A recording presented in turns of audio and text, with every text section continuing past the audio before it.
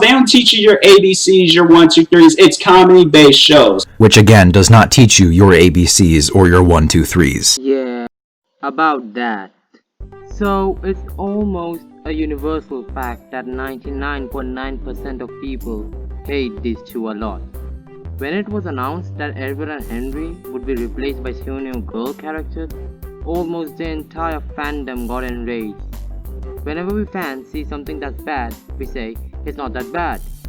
The fact that we say it every time means that it has become that bad. But removing the 2 of the 3 original engines of the main cast was, I think, where the line was drawn. So Mattel were just sitting one day and thought to add gender equality to the show. So how to go about this then?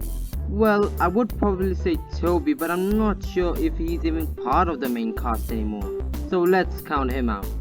Then I would say that I kind of understand why they chose Edward.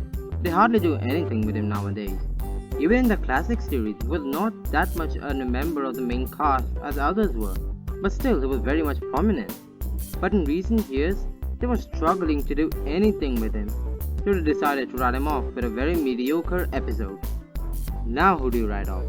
Well, you can't write off Thomas cause he's the star, Percy is his best friend, and James because these 3 seem to be on every freaking poster. Gordon is also a popular one and he also pulls the express, and we need to keep Emily for the female thing, so that has Henry written off. I was kinda surprised that they had Henry go. Okay, I'm a little biased that I like Edward more, but I still don't get why they kicked out Henry. He still gets prominent roles in each season, and unlike Edward. So what gives? Couldn't they have added an 8th berth to keep Henry? Speaking of berths, let's get on to what was and is the system of Khidmat sheds. Up to season 7, the shed was just a random shed where any engine could stay. Duck, Oliver, Boko, Donald, Douglas, anyone. And rarely had any significance who stayed there and who didn't. And I think everybody prefers it that way. But after season 8 came something that nobody liked. Since season 8, Khidmat sheds has become sort of the main place where all the main characters only stay. And by main, it only means these characters can stay. No one else. And I don't get why. They also bought the concept of a steam team. What? What the hell is a steam team? What is this, some kind of sport practice going on? And it really irritates me whenever Thomas or someone else says team. Wait, team! Why do they have to bring a concept of a team? It's a freaking railway, so run it like that, damn it. If someone gets a bird at Khidmat, then it's as if they are just on another level. They're not part of a certain group of engines who will appear the most. However, in some GTI episodes, we do see other engines staying like Spencer, Philip, and even Duck. Guess whose birth he took. I know we're getting a little off track from Edward and Henry, so why am I saying this? Team, sheds, all of a sudden. Well, because Ian McHugh said, keep all those wonderful characters, the Fat Controller, Rosie, Henry and Edward, still very much part of the show and will be seen working on the railway as usual. So, some people, including me, thought that, well, it is for the better as they will not mess with the character anymore. And Edward also had Hunter Truck in season 22. And oh boy, we couldn't be more wrong about this. Now, if the Steam Team thing hadn't been a thing, then maybe perhaps Edward and Henry could still very well be a part of the show. But no, they kicked them out and replaced them with these 2 buffoons. I still don't get the point. Were the writers like don't include them, or what? Well then why are they including so many episodes with other minor characters? It just doesn't make sense to me. And you know what bothers me more? The way they send them off. These 2 were one of the 3 original characters in the 3 railway engines, and they deserve to get a grand episode for it. But what do we get? A mediocre episode where in the last 30 seconds Edward leaves and just 1 line for Henry. Fine. And Sir Topham Hatt says I can stay in the sheds in Vickerstown from now on. What? Really? That's it? That's just insulting to these 2 characters. And it's not like they don't care because they did bring back Bulgy and also Terrence. Please, Mr. McHugh, why? Just why? These 2 characters should have gotten the biggest send-off, but instead they're just being swept under the rug. And then they lie about showing them more often. What gives? Now coming on to Nia and Rebecca. If you like them, I'll not judge you. Okay, maybe I would a little. But personally, I don't like them at all. Nia and Rebecca exist only because to add gender equality. So they just removed Edward and Henry and added these two very bland and boring characters. Like others, I also think they should have added Rosie and Molly instead. Heck, many, including me, thought that she would be the one in Tidmouth Sheds. Now don't misunderstand me, I'm not being sexist here. I have no issue with having more female characters. I also really like the female characters in the show that are there currently. Daisy, Millie, Caitlin, Annie, Clarabelle, and so forth. Girl characters have always been in Thomas, and I don't get who decided that suddenly they should add more. Since 2013, there has been at least one or more female characters introduced every year. They are saying this as if there has been no female leads in any episode, but there have been a lot of episodes which have female leads. Now the part where I'm angry is that they introduced two very bland characters. Not gonna lie, I thought Nia was pretty alright in the movie. The character interactions between her, Thomas and Ace were pretty good, but in the actual series, she's very boring. I mean, her only defining character trait seems to be that she's from Kenya and Africa. Now I don't have a problem with diversity in any show, but if the character is going to be bland and is just going to have that trait, that she's from Kenya, I'm sorry, but that is definitely not good. Would you really just want people to look at her and say, oh, she's the one from Africa? That's kinda racist if you actually think about it. And it's not like we hadn't had any diverse characters in the past. We have had many like Gator, Victor, and Hero. But the thing is, it's just not the character trait. Yes, the countries are a part of who they are, but they are known for more reasons. Hero is determined, Victor is stern but also friendly and kind, and Gator is scared of heights, and so on and so forth.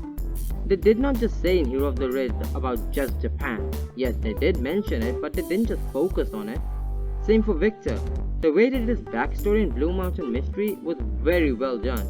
And there also his defining character trait is not just that he's from Cuba, but they actually show it in a good manner. I think they've only mentioned about Victor being from Cuba only twice. Also, unlike them, Nia is just brightly painted in such a way that it screams she's from somewhere else. Nia could have been an interesting character. It would have been interesting to see how someone like Nia would react to the different places and weather of Sodo. But they don't do anything with it. There's no point in saying she's from Kenya and Africa if you don't do anything with it. They did try to do it with Nia trying to learn English numbers, which could have been interesting, but ended up just being an episode where kids learn how to count. I don't dislike Nia just because she replaced Edward. Okay, I'm a little biased, but only a very little. But if she was good, I wouldn't be so angry. I can't see anyone saying that she's better than Edward. If somehow in the future they improve her character, then maybe fans will give her a chance. But that's a very little chance, that's close to nothing. Now on to Rebecca. I've seen many people prefer her over Nia, but if I be honest, I find her even more boring. The problem I have with her is that she suffered the same writing problem as Nia. But Nia got a full movie to develop her character, while Rebecca just comes and then suddenly she's in Tidmouth Sheds. Why should we care about her being in Tidmouth if we barely even know her? She's just a generic happy character. In that department, Ryan is way better than her, as he's written more properly. Same goes for someone like even Philip. She has no conflict or anything. She just stays happy, no character development and no good characterization in general. They could have done what they did to James in season 1 and give her a good character arc. Have the Fat Controller get angry on her and then she tries to fix it in the next episode. No, confusion without delay doesn't count. That was more like a mere inconvenience. What I mean is something that will make Topham furious. I'll go on to say that Philip is a better character than her, as he sort of had an arc in season 19 and also was developed enough to also stand up to James. Okay, one thing I like about her, she physically looks she could be there due to her design, even though she's painted like a banana. And actually, I used to always imagine that what it would be like if in King of the Railway, Caitlin was a Southern Railway Light Pacific. Why did they give Rebecca such a unique design?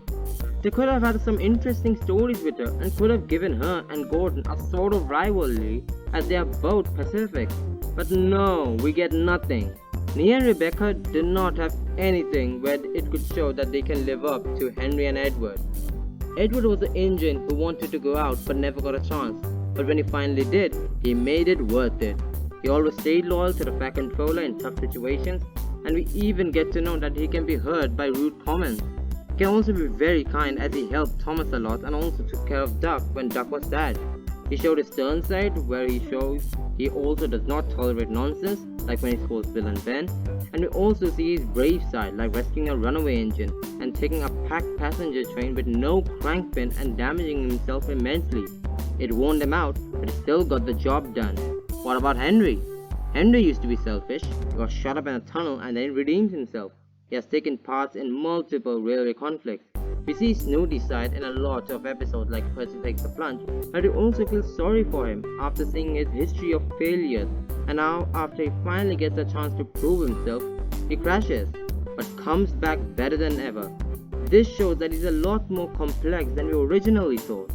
And now you are telling me that these two bland, boring and forgettable characters replace these two legends.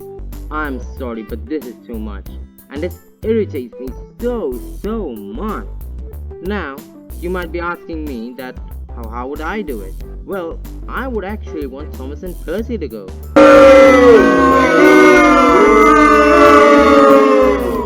Now, wait. I know most of you are thinking, what the hell am I saying?